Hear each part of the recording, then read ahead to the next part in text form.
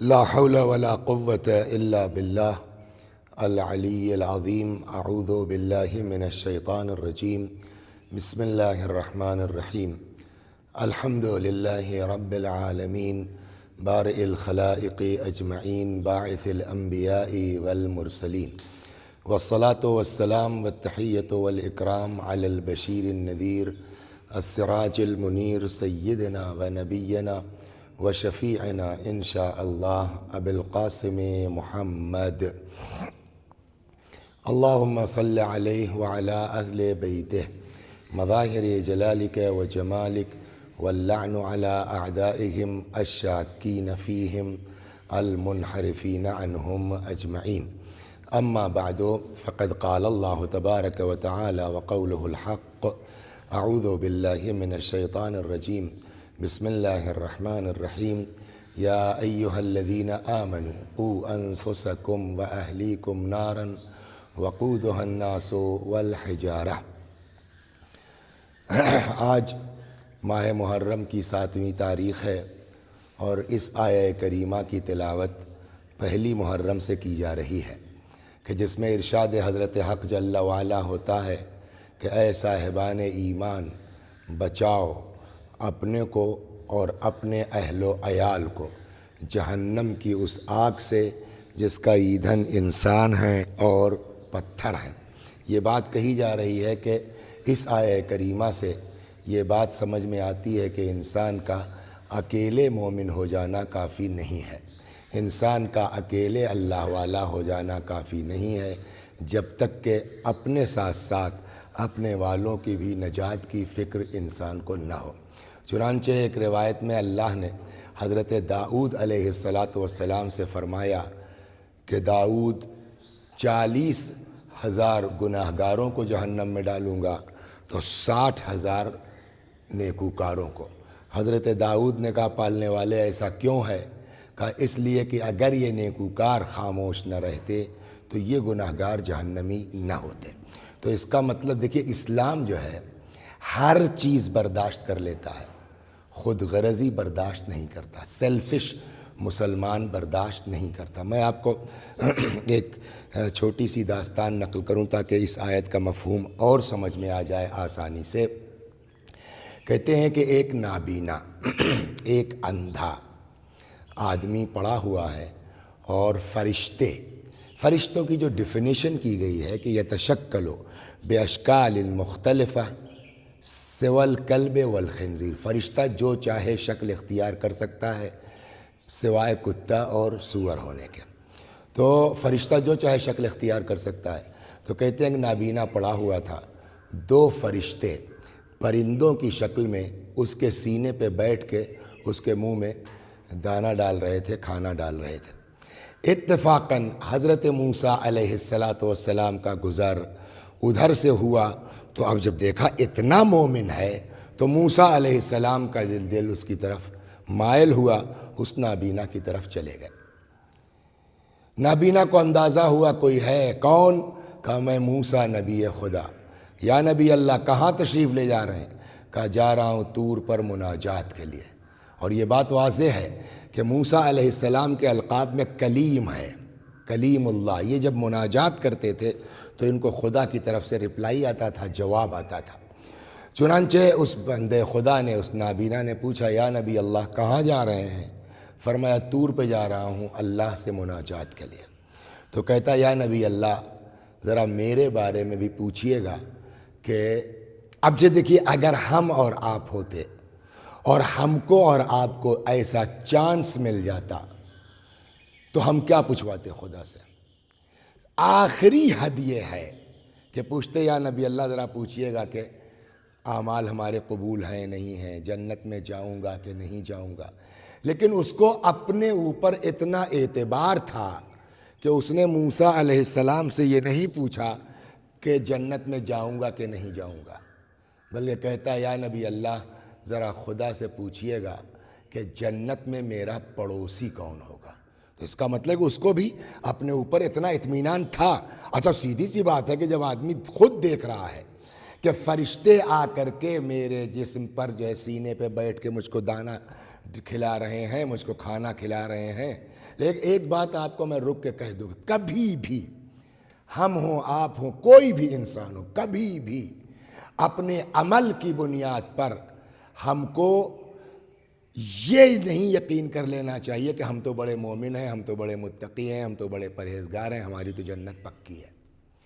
جناب لقمان اپنے فرزند کو انہوں نے نصیحت فرمائی، فرماتے ہیں بیٹا خف اللہ خیفتن، اللہ سے ایسا ڈرتے رہو کہ لو جئت ببر الثقلین، اگر جن و انس کے برابر نیکی بھی تمہارے نام عمل میں ہو تو ڈرتے رہو کہ خدا تم کو عذاب کر سکتا ہے، اور اگر جن و انس کے برابر گناہ بھی تمہارے نام عمل میں ہو تب بھی ورج اللہ رجاءً، اللہ سے امید لگائے رہو، وہ معاف کر سکتا ہے۔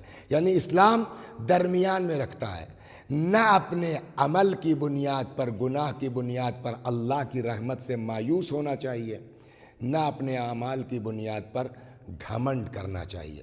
اور یہی اصل چیز ہے کہ انسان اپنے آپ کو غرور سے بچائے، انسان اپنے آپ کو تکبر سے بچائے۔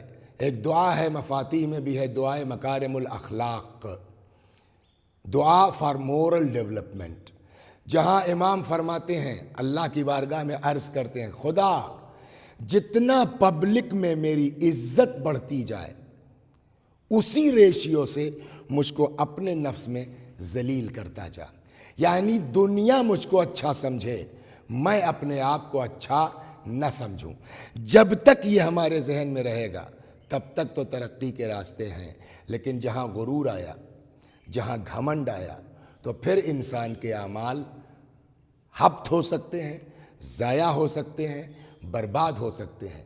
چنانچہ اسی لیے روایت کہتی چاہے جتنی عبادت کرو، ارشاد ہوتا ہے الناس کلہم ہالکون، سارے کے سارے لوگ ہلاک، یعنی کسی کو بچنا نہیں ہے، الا العالمون، سوائے علماء کے، والعالمون کلہم ہالکون، سارے علماء ہلاک، الا العاملون، سوائے ان کے جو اپنے عمل علم کے مطابق عمل کرتے ہیں، والعاملون کلہم ہالکون، سارے عمل کرنے والے بھی ہلاک، الا المخلصون، سوائے ان لوگوں کے جن کے اندر اپنے عمل میں خلوص پایا جاتا ہو، والمخلصون علی خطر عظیم، اور مخلصین کے اوپر بھی جو ہے وہ تلوار لٹک رہی ہے خطرے کی، کب انسان کا خلوص ضائع ہو جائے۔ چنانچہ ایک جگہ رسول اللہ صلی اللہ علیہ وآلہ وسلم فرماتے ہیں کہ لو لم تذنبوا، اگر گناہ نہ بھی کرتے تم تو لخشیت علیکم ما ہوا اکبر من ذالک، تو مجھ کو تمہارے لیے ڈر لگا ہوا ہے گناہ سے بڑی چیز کا۔ تعجب ہوا لوگوں کا کہ گناہ سے بڑھ کے کیا ہے؟ فرمایا اپنے جو ہے وہ اعمال پر غرور کرنا، گھمنڈ کرنا۔ تو ہم چاہے جتنا عابد ہوں، امام صادق علیہ السلام فرماتے ہیں کہ دخل رجلان المسجد، دو لوگ آئے، داخل ہوئے مسجد میں، احدہما عابد، ایک عابد تھا، والآخر فاسق، دوسرا فاسق تھا، فخرجا من المسجد، دونوں تھوڑی دیر کے بعد مسجد سے نکلے۔ امام فرماتے ہیں جو عابد تھا وہ فاسق ہو چکا تھا، اور جو فاسق تھا وہ صدیق بن گیا تھا۔ خود امام نے اس کی وجہ بتائی کہ جانتے ہو ایسا کیوں ہوا؟ جب تک گناہ گار مسجد میں رہا تب تک اپنے گناہوں پہ شرمندہ، لیکن عابد جتنی دیر مسجد میں رہا مدلن بعبادتہ، اپنے جو ہے عبادت میں غرور، گھمنڈ۔ اب آپ کہیں گے صاحب کیسے 2 منٹ میں آدمی گناہ گار سے صدیق بن سکتا ہے؟ کہ اس کی مثال سامنے موجود ہے کربلا معلیٰ میں۔ حر سے بڑا گناہ گار کون تھا جو امام حسین علیہ السلام کو گھیر کے کربلا تک لے آئے؟ لیکن 1 منٹ کے اندر حر علیہ السلام بن گئے، نہیں بن گئے۔ خلاصہ کلام یہ کہ بات زیادہ ادھر ادھر نہ جانے پائے کہ ہم کو اپنے عمل پر بہت مطمئن نہیں ہونا چاہیے کہ ہماری تو نیکیاں یہ ہیں لہٰذا ہم جنت پکی ہے، لہٰذا ہم تو بالکل بہشتی ہیں۔ یہی ہوا اس نابینا کے ساتھ۔ جناب موسیٰ علیہ السلام سے اس نے نہیں کہا کہ جنت ملے گی کہ نہیں ملے گی، مطمئن ہے کہ مجھ کو تو فرشتے کھانا کھلا رہے ہیں، اس لیے جنت تو میری پکی ہی ہے۔ لہٰذا کہتا ہے یا نبی اللہ ذرا خدا سے پوچھئے گا جنت میں میرا پڑوسی کون ہوگا۔ جناب موسیٰ چلے گئے سلام اللہ علیہ، خدا سے دعا مناجات کے بعد پلٹنے لگے، آواز قدرت آئی، موسیٰ میرے بندے نے تم سے کچھ پوچھا ہے؟ ہاں میرے اللہ، اس نے کہا ہے جنت میں میرا پڑوسی کون ہوگا۔ دیکھیے اتنے اطمینان کے بعد، اتنے یقین کے بعد جواب کیا مل رہا ہے اس کو۔ آواز قدرت آئی، موسیٰ اس سے کہہ دو جنت میں جاؤ گے تب نہ پڑوسی کی بات ہوگی۔ موسیٰ علیہ السلام واپس آئے، وہ نابینا موجود ہے۔ خود موسیٰ علیہ السلام کو یہ غیرت آ رہی ہے کہ اس کو کیسے بتاؤں کہ تجھ کو جنت میں نہیں جانا ہے، تو بہشتی نہیں ہے۔ چنانچہ بہرحال اب پیغامبر ہیں، پیغام تو ان کو پہنچانا ہی ہے۔ لہٰذا حضرت موسیٰ سے جب اس نے پوچھا کیا ہوا یا نبی اللہ، خدا نے کیا فرمایا؟ موسیٰ نے کہا اللہ فرماتا ہے کہ تجھ کو جنت میں جانا ہی نہیں ہے، جنت میں جاؤ گے تب نہ پڑوسی کی بات ہوگی۔ نہ رویا، نہ چیخا، نہ چلایا، نہ فریاد کی۔ کہتا موسیٰ آپ دیکھ رہے ہیں فرشتے مجھ کو کھانا کھلا رہے ہیں۔ کہا بالکل۔ کہا اللہ عادل ہے، کچھ ہوں میں تبھی تو فرشتے مجھ کو کھانا کھلا رہے ہیں، اور اللہ عادل ہے، بلا وجہ کسی کو جہنم میں نہیں ڈالے گا۔ خدا اپنے بندوں پر ظلم نہیں کرتا، کوئی تو خطا میری ہوگی۔ کہا ہاں۔ کہا وہ خطا کیا ہے؟ کہا تم بتاؤ، تم تو فلاں جگہ کے رہنے والے ہو، اس جنگل بیابان میں کیا کر رہے ہو؟ اس نے کہا یا نبی اللہ میری بستی کے لوگ بے دین تھے، میری بستی کے لوگ لامذہب تھے، میں نے سوچا ان کے درمیان رہوں گا اپنا بھی دین ضائع ہوگا، چل کے جنگل بستی بسا لیں، وہاں عبادت کرتے ہیں، دعا کرتے ہیں، اللہ کم سے کم مجھے تو نجات دے دے گا۔ موسیٰ نے کہا یہی بات اللہ کو تیری ناپسند ہوئی ہے کہ تو نے اپنی نجات کی فکر کی اور اس کے دوسرے بندوں کی نجات کی فکر تجھ کو نہیں ہوئی۔ اس نے کہا یا نبی اللہ یہی خطا ہے؟ کہا یہی خطا ہے۔ کہا مجھ کو اپنی غلطی کا احساس ہے، ایک گزارش اور ہے، ایک درخواست اور ہے۔ کیا؟ کہا آپ خدا سے، اس کو تو پتہ ہے نا کتنے لوگ سدھر سکتے تھے اگر میں اپنے وطن میں رہتا، گاؤں میں رہتا، تبلیغ کرتا، ہدایت کرتا، ارشاد کرتا، تو اس کو تو پتہ ہے نا کہ کتنے لوگ سدھر سکتے تھے۔ آپ خدا سے کہیے میرے جسم کو اتنا وسیع و عریض کر دے کہ میں پوری بستی کا عذاب اکیلے چکھنے کو تیار ہوں، مجھ کو اپنی غلطی کا احساس ہے۔ موسیٰ علیہ السلام واپس آئے، فرمایا اب تیری جنت پکی ہے۔ اس نے کہا یا نبی اللہ میں نے تو ابھی کوئی کام نہیں کیا، یہ اچانک کیسے؟ کہ تیری نیت بدل گئی ہے، کل تک تجھ کو صرف اپنی فکر تھی، آج اللہ کے دوسرے بندوں کی بھی فکر ہو گئی ہے، اس لیے اب تیری عبادت بھی قبول ہے، تیری ریاضتیں بھی قبول ہیں۔ اس واقعے سے کیا سمجھ میں آیا؟ اکیلے مومن ہو جانا یہ ہنر نہیں ہے، اکیلے متقی ہو جانا یہ کافی نہیں ہے، جب تک کہ اپنے ساتھ ساتھ انسان اپنے اہل و عیال کی نجات کی فکر نہ کرے۔ یہی بات قرآن کہہ رہا ہے، جو اتنے دن سے آیتیں پیش کی جا رہی ہیں، تلاوت کی جا رہی ہے۔ یا ایھا الذین آمنوا، اے صاحبان ایمان، قوا انفسکم، بچاؤ اپنی جانوں کو، اپنے نفسوں کو، واہلیکم، اکیلے نہیں اپنے اہل و عیال کو بھی، جہنم کی اس آگ سے جس کا ایندھن انسان ہے اور پتھر ہے۔ اب یہاں کے اوپر ہر انسان کی اوقات الگ الگ ہے۔ ہم ہیں مثلا فرض کیجئے میں ہوں، میری ایک بیوی ہے، 2-3 بچے ہیں، ہماری جو ذمہ داری ہماری اولاد تک ہے، بیوی بچوں تک ہے۔ ہم کو کسی مسجد کا پیش نماز بنا دیا گیا تو اب ہماری ذمہ داری ہمارے گھر تک نہیں ہے، اب جتنے لوگ آ رہے ہیں مسجد میں نماز پڑھ رہے ہیں ان تک دین پہنچانا اور ان کو جہنم کی آگ سے بچانا ہماری ذمہ داری ہے۔ ہم کو امام جمعہ بنا دیا گیا، ہماری ذمہ داری بڑھ جائے گی۔ ہم مرجع ہو گئے، اب ہماری ذمہ داری اور بڑھ گئی۔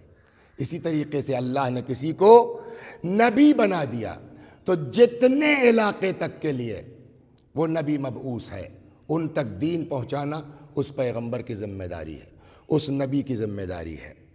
اللہ نے کسی کو رحمت للعالمین بنا دیا تو اب آپ کائنات کے لیے رحمت ہیں، آپ رحمت للعالمین ہیں، تو اب چاہے کوڑے کھائیے، چاہے ساحر کہا جائے، چاہے جادوگر کہا جائے، چاہے دیوانہ کہا جائے، سب برداشت کیجئے مگر دین بچائیے۔ چنانچہ آپ دیکھیے تاریخ میں خود رسول اللہ صلی اللہ علیہ وآلہ وسلم کی تاریخ ملاحظہ فرمائیے، کیا کچھ اذیتیں رسول اللہ صلی اللہ علیہ وآلہ وسلم کو نہیں پہنچائی گئیں، لیکن ایک بار بھی سرکار رسالت مآب صلی اللہ علیہ وآلہ وسلم نے بد دعا کی؟ ایک کہتے ہیں کہ یہودی ہے، جاتا ہے،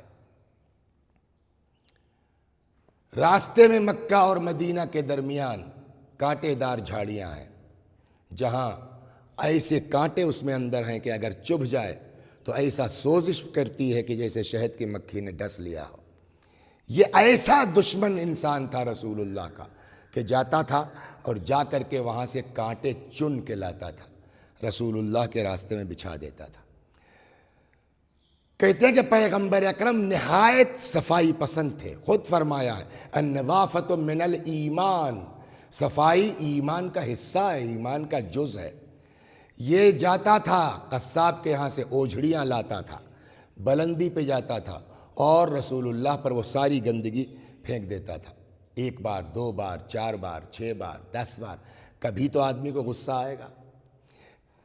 اچھا، نوح بد دعا کریں اللہ قبول کر سکتا ہے، رسول اللہ بد دعا کرتے اللہ قبول نہ کرتا۔ لیکن ایک بار بھی پیغمبر نے اس انسان کے لیے، اس یہودی کے لیے بد دعا نہیں کی۔ کہتے ہیں ایک دن رسول اللہ جو گزرے مسجد کے لیے تو نہ راستے میں کانٹا چبھا، نہ اوپر سے گندگی پھینکی گئی۔ پیغمبر اکرم مسجد میں آئے، اصحاب کرام سے پوچھا وہ میرا دوست کہاں ہے آج؟ لوگوں نے کہا یا رسول اللہ دوست کہاں؟ دوست کون؟ کہا وہ کانٹے والا، اوجھڑی والا۔ کسی نے بتایا یا رسول اللہ وہ تو بیمار ہے۔ آئے بتایا کیوں نہیں تم لوگوں نے؟ چلو ہم لوگ عیادت کو چلتے ہیں۔ کسی نے کہا کہ یا رسول اللہ اتنا اس نے آپ کو ستایا ہے، اس کے باوجود آپ اس کی عیادت کو جائیں گے؟ پیغمبر نے فرمایا جی میں بھی چلوں گا اور آپ لوگوں کو بھی چلنا ہے۔ لے کے آئے اس کے دروازے کے اوپر، دق الباب کیا، بیوی، وہ تو بیمار ہے بستر پہ پڑا، بیوی آئی۔ کون؟ حضرت نے فرمایا میں محمد ابن عبداللہ رسول خدا۔ وہ بھاگی ہوئی اپنے شوہر کے پاس آئی، جی سنتے ہو محمد آئے ہیں، مسلمانوں کے رسول آئے ہیں، تمہاری عیادت کو آئے ہیں اور الٹے معافیاں مانگ رہے ہیں کہ ہم کو دیر سے اطلاع ملی، معذرت کر رہے ہیں، کیا کہتے ہو دروازہ کھول دوں؟ اب انسان یہ بے چین ہو گیا، دروازہ کھولتے ہیں، ان کو بلاتے ہیں، اتنا ستایا ہے، اس کریم آدمی کا سامنا کیسے کریں گے؟ دیکھیے اگر کسی کو بے عزت کرنا ہے تو آپ کسی کو گالی دے کر کے بے عزت نہیں کر سکتے، کسی کو برا بھلا کہہ کے بے عزت نہیں کر سکتے۔ جب تک انسان خود اپنے نفس میں اپنے آپ کو ذلیل نہ سمجھے بے عزتی نہیں محسوس ہوتی۔ اب یہ انسان سوچنے لگا کیا کریں، واپس کر دیں؟ یہ عربوں کے اخلاق کے خلاف ہے کہ دروازے پر آیا ہوا مہمان واپس کر دیا جائے۔ بلا لیں، سامنا کرنے کی ہمت نہیں ہے۔ کچھ دیر تک سوچتا رہا، آخر میں کہتا ہے بیوی سے کہ واپس کرنا تو ٹھیک نہیں ہے، بلا لو، ایک کام کرو میرے چہرے پر کپڑا ڈال دو، مجھے سامنا کرنے کی ہمت نہیں ہے۔ کپڑا ڈلوایا، رسول اللہ آئے، سلام علیکم، علیکم السلام، کیا حال ہے؟ چپ۔ سنا بھائی تمہاری طبیعت خراب ہے، دیر سے اطلاع ملی ورنہ پہلے آتے۔ کوئی جواب نہیں۔ جب پیغمبر فرما چکے تب وہ وہیں اندر سے بولتا ہے یا رسول اللہ میں آپ کی کسی بات کا جواب اس وقت تک نہیں دوں گا جب تک آپ کلمہ پڑھوا کے مجھے مسلمان نہیں کر لیتے۔ تو یہ ہے پیغمبر کی، وہ رحمت للعالمین ہے۔ جتنی بھی مصیبتیں پڑھنا ہو سب جھیلیں گے، سب برداشت کریں گے، لیکن دین پہنچانا اور ہم کو جنت تک پہنچانا، جہنم کی آگ سے بچانا ان کی ذمہ داری۔ اب رسول اللہ اس دنیا سے چلے گئے تو جو رسول اللہ کی جگہ پر آئے گا اس کی بھی وہی ذمہ داری ہے جو رسول اللہ کی ہے۔ آپ کا گھر جلا دیا جائے، آپ کے گلے میں رسی کا پھندا ڈال دیا جائے، آپ کا بچہ مار دیا جائے، لیکن حضرت علی علیہ السلام جو جانشین پیغمبر ہیں بد دعا نہیں کی ہے۔ ایک ذرا سا تلوار اٹھا لیتے، کسی کی ہمت نہیں تھی، لیکن آپ دیکھیے در خیبر جس کے لیے کتابوں میں ملتا ہے کہ در خیبر کا وزن 320 کنٹل تھا، 32 ٹن۔ مولا کائنات نے کیا کیا؟ 18 آدمی رسے کی مدد سے ایک دروازے کو کھولتے تھے، یعنی دونوں دروازوں کے لیے 36 آدمی۔ مشہور روایت یہ کہ 40 لوگ مل کر کے در خیبر دروازہ کھولتے تھے۔ مولا کائنات کی طاقت کا عالم یہ ہے کہ آگے بڑھے، 2 انگلیوں سے دروازہ اکھاڑا، پورا دروازہ امیر المؤمنین سلام اللہ علیہ کے دست مبارک پر ہے، پوری فوج گزر گئی ہے اور زمین پر پیر بھی نہیں ہے۔ ہے کوئی آلہ جو مولا کائنات کی طاقت کو ناپ لے؟ ہے کوئی آلہ جو امیر المومنین کی طاقت کا اندازہ کر لے؟ لیکن یہی علی جس کی طاقت کا یہ عالم ہے، جس کی قوت کا یہ حال ہے، رسول اللہ کی وفات ہوئی۔ وفات پیغمبر کے بعد امیر المؤمنین سلام اللہ علیہ کے گلے میں رسی کا پھندا ڈال دیا گیا۔ ایک آدمی آگے سے کھینچتا ہوا، دوسرا آدمی پشت سے ڈھکیلتا ہوا، سمجھ میں نہیں آتا۔ دیکھیے، ہم اور آپ چونکہ بچپنے سے شیعہ گھر میں پیدا ہوئے ہیں، سنتے چلے آئے ہیں، اس لیے ہم کو تو یقین ہے، لیکن عام آدمی اگر وہ تاریخ کے صفحات پر یہ 2 متضاد چیزیں پڑھے گا کہ ایک ایسا انسان جس کی طاقت کا عالم یہ ہے، اسی انسان کے گلے میں رسی کا پھندا ہے، آدمی کی سمجھ میں آئے گا؟ ہمارا بھی دل عجیب ہوتا ہے کہ پوچھے مولا یا امیر المومنین، اتنی قوت کے بعد، اتنی طاقت کے بعد کیوں آپ نے برداشت کیا؟ ہمت نہیں تھی کہ یہ لوگ آپ کے قریب ہو جاتے؟ عجب نہیں مولا کائنات جواب دیں، خاموش رہو، جذباتی مت بنو، میرے ساتھ ساتھ رہو، ابھی اندازہ ہو جائے گا۔ کیا دیکھ، اچھا مولا کائنات کا گھر اور مسجد متصل ہے، جیسے ہی لے کے نکلے رسی کا پھندا علی کے گلے میں، ایک یہودی سامنے تھا، جیسے ہی اس نے دیکھا مولا کائنات کو اس حال میں، فوراً کہتا اشہد ان لا الہ الا اللہ واشہد ان محمد رسول اللہ۔ اس کے ساتھ کوئی اور تھا، کہنا کیا ہوا، کلمہ پڑھ لیا تم نے، مسلمان ہو گئے تم؟ اس نے کہا ہاں۔ کہا کیوں؟ اب اس کا جواب سنیے، کہتا ہے میں خیبر کا یہودی ہوں، میری انہی آنکھوں نے دیکھا ہے اس انسان کو در خیبر اکھاڑتے ہوئے، میری انہی آنکھوں نے دیکھا ہے کہ اس انسان کے ہاتھ کے اوپر در خیبر ہے، پوری فوج جو ہے وہ ان کے ہاتھوں پر سے گزر گئی ہے، آج وہی آنکھ دیکھ رہی ہے کہ اس انسان کے گلے میں رسی کا پھندا ہے۔ میں نے بہت غور کیا کہ کہاں وہ طاقت اور کہاں یہ صبر، بہت غور کیا، ایک ہی بات سمجھ میں آتی ہے کہ یہ واقعاً اللہ کے نمائندے ہیں۔ جب خدا چاہتا ہے اظہار طاقت کرتے ہیں، جب خدا چاہتا ہے مظاہرہ صبر کرتے ہیں، اور جب اس بات کا اندازہ ہو گیا تو میں نے کلمہ پڑھ لیا۔ اس کا مطلب یہ ہوا، اب جب نہیں، عجب نہیں مولا کائنات مسکرا کے آواز دیں، سمجھ میں آیا کیوں میں نے جو ہے وہ رسی کا پھندا گلے میں ڈلوایا؟ اگر ایک آدمی بھی میرے اس عمل سے ہدایت پا سکتا ہے، کلمہ پڑھ سکتا ہے، جنتی ہو سکتا ہے، تو تم کو جنت میں پہنچانے کے لیے میں اپنے گلے میں رسی کا پھندا ڈلوانے کو تیار ہوں۔ یہی چیز ہے جو قرآن کہہ رہا ہے، جو روز آیت کی تلاوت کی جا رہی ہے، یا ایھا الذین آمنوا قوا انفسکم واہلیکم، اے صاحبان ایمان بچاؤ اپنے کو اور اپنے اہل و عیال کو جہنم کی اس آگ سے جس کا ایندھن انسان ہے اور پتھر ہے۔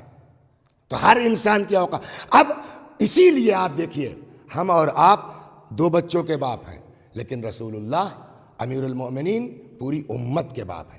یہی وجہ ہے کہ پیغمبر نے ارشاد فرمایا، حدیث ہے رسول کہ انا وعلی ابوا ہذہ الامہ، ہم اور علی اس امت کے باپ ہیں۔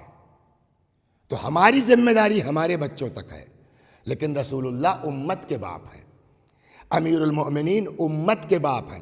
اگر ایک یہودی بھی نجات پا سکتا ہے تو اس کی خاطر امیر المؤمنین گلے میں رسی کا پھندا ڈلوا لیں گے۔ اب علی اس دنیا سے چلے گئے تو کیا امت یتیم ہو گئی؟ کیا اب کوئی امت کا باپ نہیں ہے؟ جواب، جو امام وقت ہے وہ اپنے زمانے میں امت کا باپ ہے۔ اسی لیے آپ جب یتیم پروری کی باتیں پڑھیں گے، اس طرح کی روایتوں میں جائیں گے تو وہاں ایک روایت آپ کو اس عنوان کی ملے گی کہ یتیم جس کا باپ مر گیا ہو، یتیم پروری یہ ہے، اس کے سر پہ جو ہاتھ پھیر دے گا اس کا ثواب یہ ہے۔ وہیں ملتا ہے کہ وَأَشَدُّ مِنْ هَذَا الْيَتِيمِ یتیم انقطع عن امامہ، اور اس یتیمی سے جہاں جس کا باپ مر گیا ہو، اس سے بڑی یتیمی یہ ہے کہ انسان انقطع عن امامہ، اپنے امام سے جدا ہو گیا ہو، اپنے امام سے منقطع ہو گیا ہو۔ تو امام امت کا باپ ہے۔ ہماری ذمہ داری اپنے بال بچوں تک ہے، لیکن رسول اللہ پوری امت کے باپ ہے، امیر المؤمنین پوری امت کے باپ ہے۔ جبھی تو پیغمبر نے کہا تھا، جو ابھی حدیث سنائی، انا وعلی ابوا ہذہ الامہ، ہم اور علی اس امت کے باپ ہیں۔ اب مولا کائنات بھی اس دنیا سے چلے گئے تو کیا امت بغیر باپ کے ہے؟ کیا امت یتیم ہو گئی ہے؟ جواب، جو امام وقت ہے وہ امت کا باپ ہے۔ اب علی کے بعد حسن امت کے باپ ہیں، حسن کے بعد حسین امت کے باپ ہیں، حسین کے بعد امام سجاد علیہ السلام امت کے باپ ہیں۔ اور جب یہ امت کے باپ ہیں تو قو انفسکم واہلیکم، بچاؤ اپنے کو اور اپنے اہل و عیال کو۔ ان کی ساری فکر یہ ہوگی کہ کچھ ہو جائے امت کو نجات پہنچائیں۔ ایک دو چھوٹے چھوٹے واقعات سناتا ہوں اور زحمت آپ کی تمام کرتا ہوں۔ اس انداز سے اگر آپ اہل بیت علیہم الصلاۃ والسلام کی داستانیں پڑھیے گا تو ہر امام کے اندر آپ کو یہ جذبہ ملے گا کہ ہم پر کیا مصیبت پڑتی ہے، اس سے بحث نہیں ہے، تم کسی صورت سے نجات پا جاؤ۔ چنانچہ امام حسن عسکری علیہ الصلاۃ والسلام کے لیے روایت میں ہے کہ مسجد میں ہے، کچھ چاہنے والے ہیں، اصحاب ہیں، اتنے میں کوئی شخص آتا ہے اور آ کر کے جو کچھ منہ میں آیا اس نے امام عسکری علیہ السلام کو کہنا شروع کیا۔ ظاہر سی بات ہے کہ اصحاب کو جلال آئے گا، اصحاب کو غصہ ہے، جس کے اندر بھی عشق امام ہے اس کو تکلیف ہوگی۔ تو اصحاب نے کچھ چاہا، امام نے کہا خاموش، اپنی جگہ بیٹھیے، کوئی نہ بولے گا۔ وہ آدمی اچھا، یہ ایک فطرت ہے، اگر کوئی آپ کو کچھ کہہ رہا ہے، برا بھلا کہہ رہا ہے، گالم گلوچ کہہ رہا ہے، تو کتنی دیر کہے گا؟ چپ رہیے، آخر تو تھک جائے گا۔ نتیجہ وہی، وہ تھک کے چلا گیا۔ وہ اتفاق سے فارمر تھا، کسان تھا، کھیتی کرتا تھا۔ دوسرے دن امام عسکری علیہ السلام اس کے کھیت تک پہنچ گئے۔ اب وہ دور ہی سے چیخا، ارے میرا کھیت ضائع مت کرو۔ امام پہنچے، سلام علیکم، جواب دیا علیکم السلام، کیا کر رہے ہو؟ کہا دیکھ نہیں رہے ہیں۔ اچھا خیر بتاؤ کتنا پیدا ہو جائے گا؟ تو دشمن ہے نا، اس لیے جواب بھی اسی ہے، میں کوئی خدا ہوں، میں کوئی اللہ ہوں، مجھے کیا پتا کتنا ہو جائے گا؟ امام نے کہا بھائی، جب کوئی آدمی کوئی کام کرتا ہے تو اس کو ایک توقع ہوتی ہے، امید کیا ہے تم کو، توقع کیا ہے تم کو کہ کتنا مل جائے گا؟ اس نے کہا صاحب میرے خیال میں 1000 کی آمدنی ہو جانا چاہیے۔ امام تھیلی رکھ کے لے گئے تھے، حضرت نے جیب سے نکالا، کہا یہ تمہارا، بقیہ جو اللہ دے گا وہ تمہارا۔ امام دے کے چلے آئے۔ اب وہ آدمی سوچنے لگا کہ ان کو کیسے پتا کہ میں اتنا کہوں گا؟ یہ تو گھر سے تھیلی میں پیسے رکھ کے لائے تھے اور اتنے ہی رکھ کے لائے تھے جتنا میں نے کہا۔ اب یہ آدمی وہیں سے پلٹ گیا، کہیں ہم ہی تو نہیں غلط ہیں، یہ واقعاً امام ہیں اور ہم دشمنی کر رہے ہیں۔ وہیں سے دماغ پلٹ گیا۔ دوسرے دن آیا، وہی مسجد ہے، مسجد کے دروازے پہ کھڑا ہوا، آ کے قرآن کی آیت پڑھتا ہے، واللہ اعلم حیث یجعل رسالتہ، خدا خوب جانتا ہے کہ اپنی رسالت کس خاندان واللہ اعلم حیث یجعل رسالتہ، خدا خوب جانتا ہے اپنی رسالت کس گھرانے میں رکھے، کس خاندان میں رکھے۔ امام حسن عسکری علیہ السلام مسکرائے، مسکرا کے دیکھا اصحاب کی طرف، فرمایا یہ بہتر ہے یا کل تم لوگ اس کو سزا دے دیتے؟ وہ بہتر تھا۔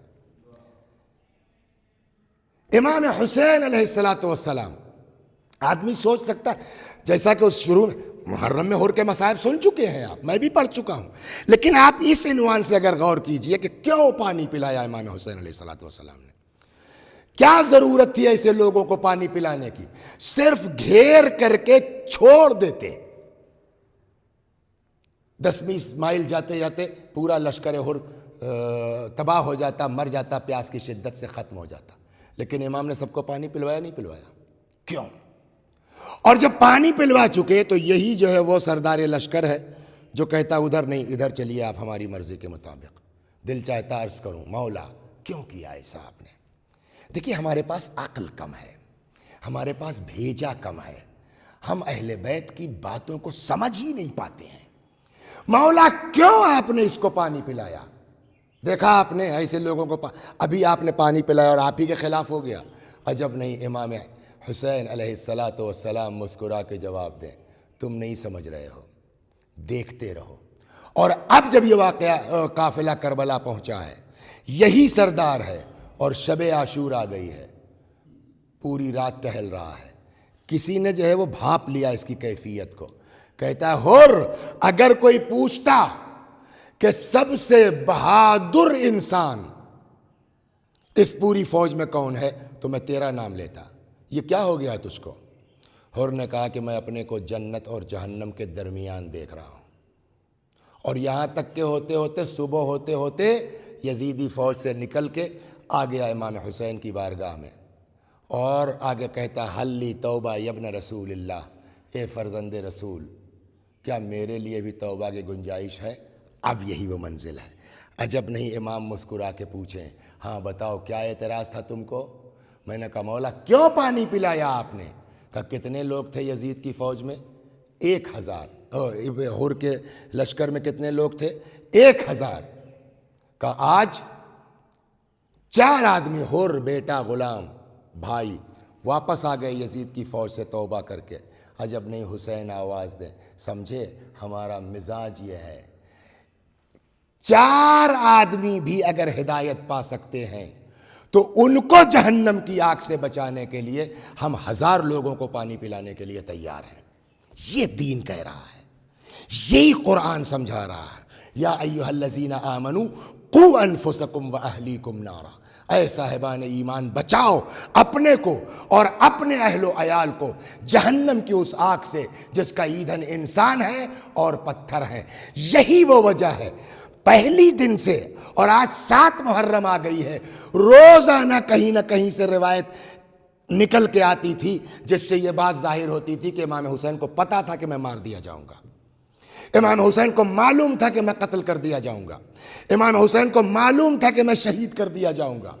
اس کے باوجود امام حسین علیہ السلام نے یزید کی بیعت سے انکار کیا، مدینہ چھوڑا، مکہ چھوڑا، کربلا میں آئے، 3 دن کی پیاس کی شدت کے ساتھ شہید کر دیے گئے۔ یہ سب معلوم تھا، اور یہی نہیں، یہ بھی معلوم تھا کہ میرے بعد میرے گھر کے لوگ اسیر کیے جائیں گے۔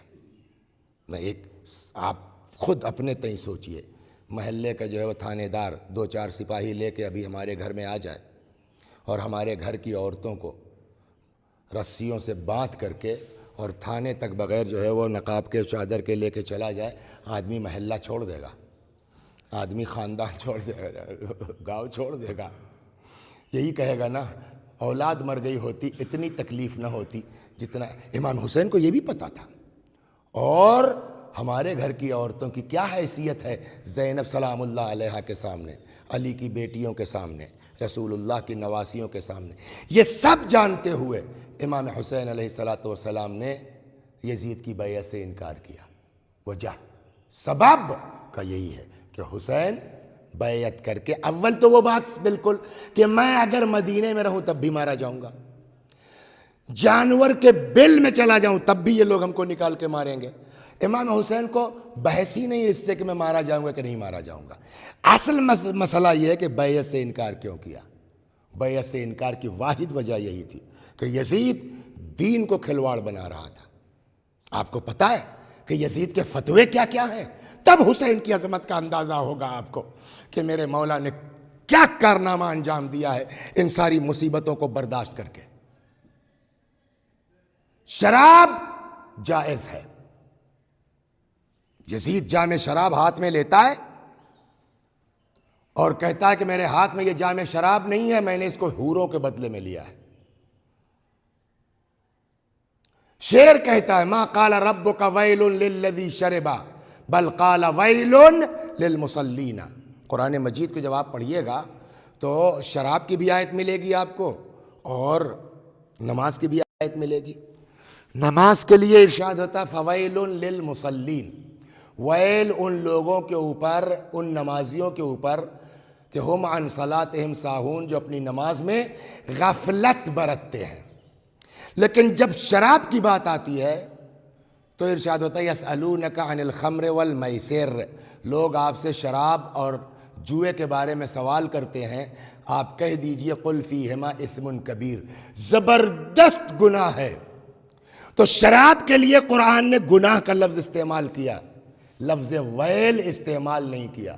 لیکن نماز کی بات جب آتی ہے تو قرآن نے کہا ویل للمصلین الذین هم عن صلاتہم ساہون، ویل ان لوگوں کے لیے جو نماز میں غفلت برتتے ہیں۔ لیکن اگر اس آیت کو آدھا پڑھا جائے تو فویل للمصلین، ویل نماز پڑھنے والوں کے لیے۔ یزید نے یہ بدماشی کی، دونوں آیتوں کو اکٹھا کر کے شعر کہتا ہے ما قال ربک ویل للذی شرب، نہیں کہا ہے تمہارے رب نے لفظ ویل ان لوگوں کے لیے جو شراب پیتے ہیں، بل قال ویل للمصلین، ہاں ان لوگوں کے لیے ویل ضرور کہا ہے جو نماز پڑھتے ہیں۔ یزید کے اس شعر کا کیا مطلب ہوا؟ یعنی شراب پینے میں کوئی حرج نہیں ہے، نماز خبردار نماز سے قریب مت جانا، نماز کو قرآن منع کرتا ہے۔ تو یزید وہ ہے جس نے نماز کا انکار کیا، جس نے شراب کو جائز قرار دیا۔ شراب کو جام میں پلٹیے تو جھاگ اور بلبلے اٹھتے ہیں۔ یزید جام شراب ہاتھ میں لیتا ہے، کہتا ہے یہ میرے ہاتھ میں جام شراب نہیں ہے اور اس میں یہ جھاگ اور بلبلے نہیں ہیں، بلکہ ایسا لگتا ہے حاجی ہیں خانہ خدا کا طواف کر رہے ہیں۔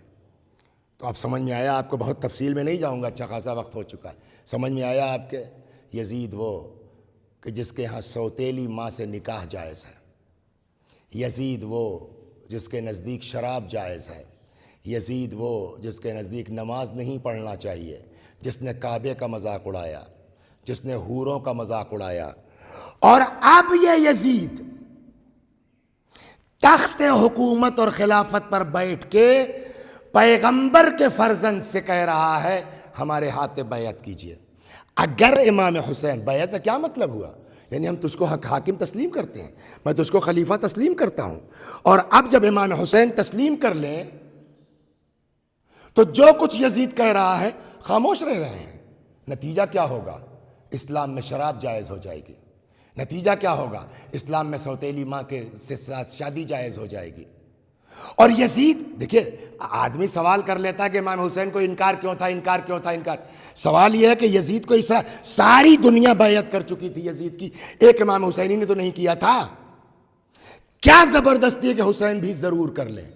یہ اندر کہیں نہ کہیں یزید کو یہ کسک تھی کہ آج تو لوگ مان لے رہے ہیں چھوٹی موٹی جو چیزیں ہیں، لیکن جب نماز کے خلاف بولیں گے، شراب کو جائز کہے گا تو پبلک کھڑی ہو سکتی ہے، ہنگامہ ہو سکتا ہے، انقلاب آ سکتا ہے۔ اب یزید اس چکر میں ہے کہ کوئی ایسا مضبوط ہاتھ مل جاتا جس کے گھر سے دین چلا ہو، جس کے گھر سے مذہب چلا ہو، جس کے گھر سے شریعت چلی ہو، اگر وہ بیعت کر کے چپ ہو جائے تو پبلک چیختی رہے، پبلک شور مچائے گی، ہم کہہ دیں گے تم کیا، تمہاری اوقات کیا، جس کے گھر سے دین چلا ہے وہ حسین تو بیعت کر کے چپ ہو گیا، تم کون ہو اعتراض کرنے والے؟ تو اس پوری بیعت کا مقصد،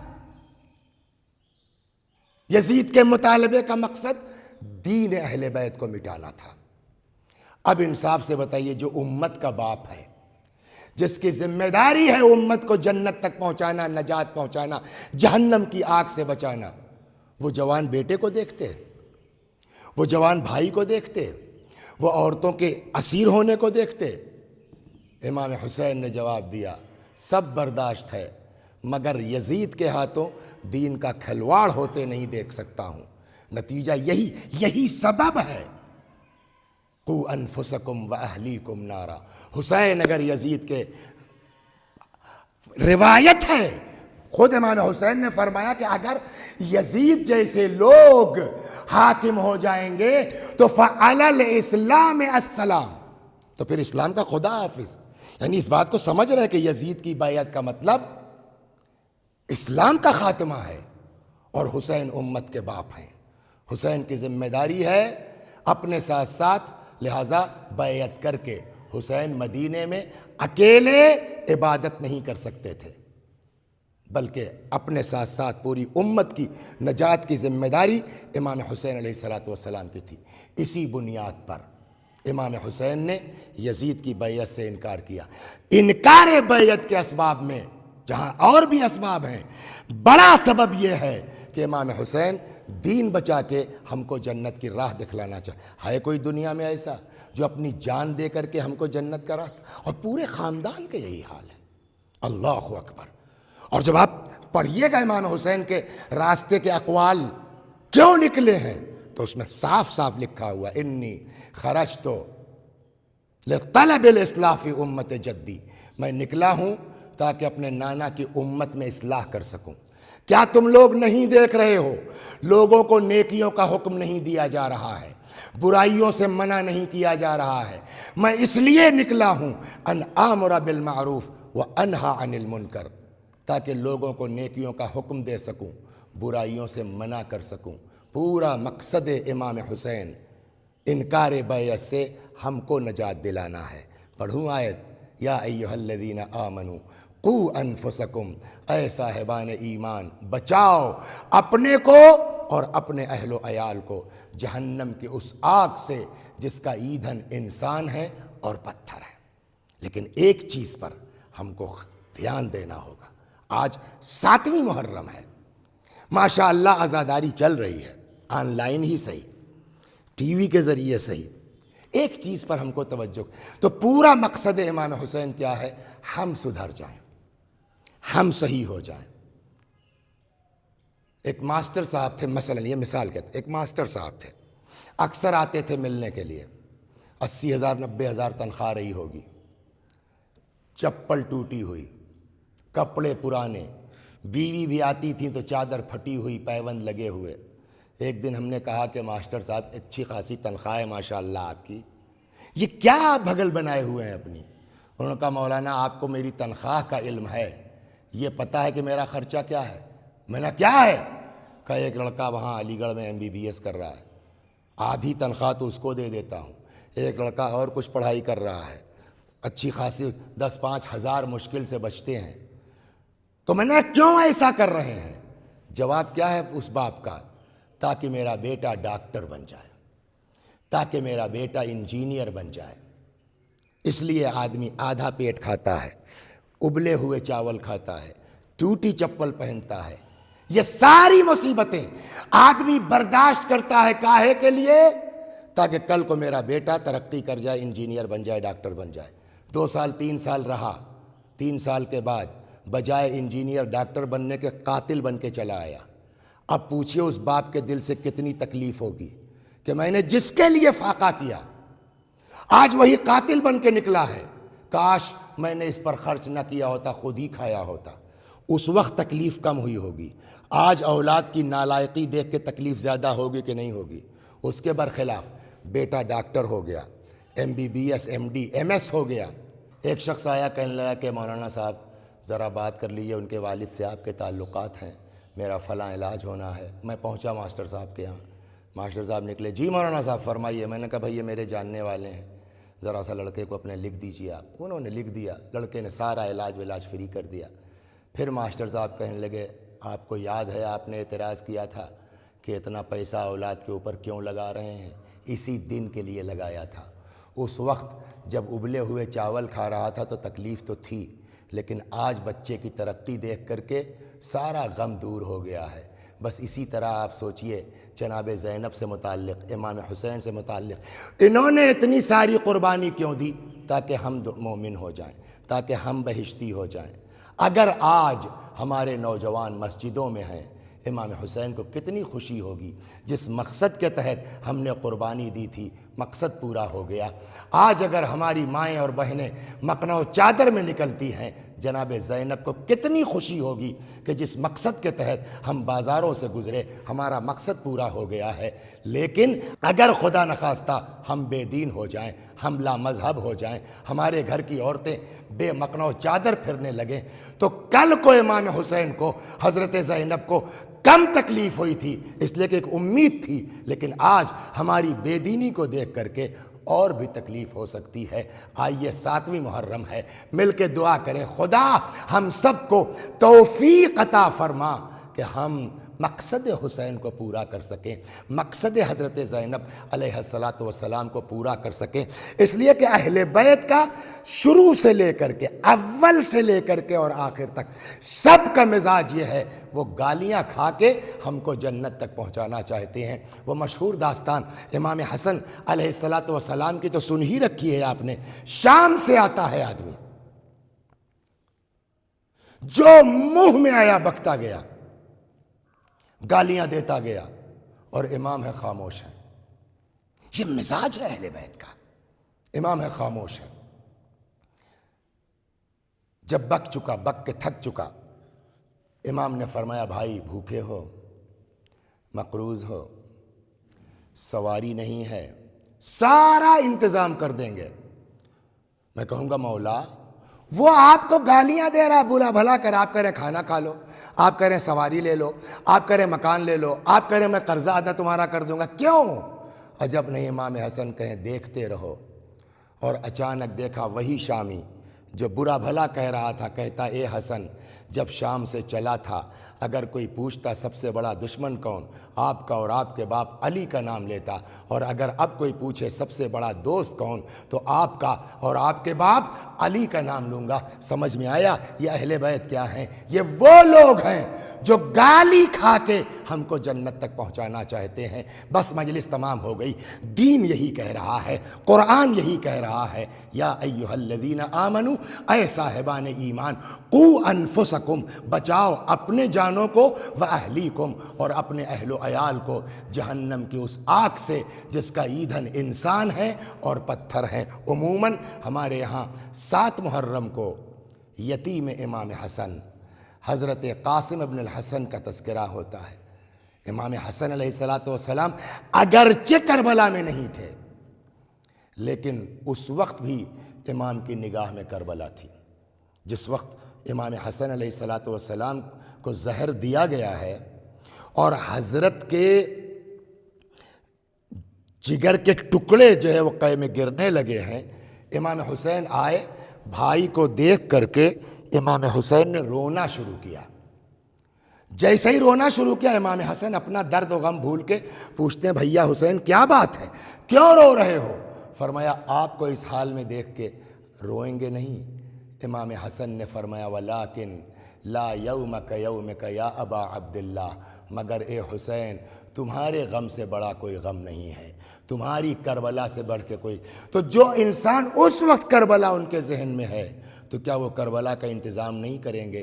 یہی وجہ ہے کہ آخر وقت میں اپنے فرزند کو بلایا، امام حسن علیہ السلام نے قاسم کو بلایا، بازو پر ایک تعویذ باندھی، کہا بیٹا جب سارے زمانے کا دکھ، سارے زمانے کا غم تمہارے اوپر آ جائے تو اس تعویذ کو پڑھ لینا۔ امام حسن علیہ السلام شہید ہو گئے۔ ایک وقت وہ آیا جب قافلہ کربلا پہنچا اور اب عاشور کا دن آ گیا، ایک ایک کر کے لوگ میدان میں جانے لگے کہ قاسم نے آ کے کہا چچا مجھ کو بھی اجازت دے دیجئے، تم میرے بھائی کی نشانی ہو، تم میرے بھائی کے یتیم ہو، میں تم کو کیسے اجازت دے دوں؟ اللہ اکبر، بار بار آتے ہیں، امام حسین منع کر دیتے ہیں۔ آخر میں آئے اپنے مخصوص خیمے میں، سر زانوؤں میں ڈال کے رونا شروع کیا، قاسم دیکھا تو چچا نے تم کو اجازت نہیں دی، اپنا خون شہیدوں کے خون میں تم شامل نہیں کر سکتے ہو۔ اتنے میں ماں آ گئی، کیا بات ہے بیٹا؟ فرمایا مادر گرامی چچا اجازت نہیں دیتے ہیں۔ ماں کو یاد آیا، کہا بیٹا یاد ہے تمہارے بابا نے تمہارے بازو پہ تعویذ باندھا تھا اور کہا تھا جب ساری دنیا کا غم تمہارے سر پر اکٹھا ہو جائے تو اس تعویذ کو کھول لینا۔ اب اس سے بڑھ کر کے اور غم اور مصیبت کیا ہو سکتی ہے کہ امام وقت کی نصرت کی اجازت نہ مل رہی ہو۔ بیٹا تعویذ کھولو۔ اب تعویذ جو کھولا گیا، امام حسن علیہ السلام کی تحریر تھی، اے بیٹا قاسم عصر عاشورہ حسین کی مدد کرو۔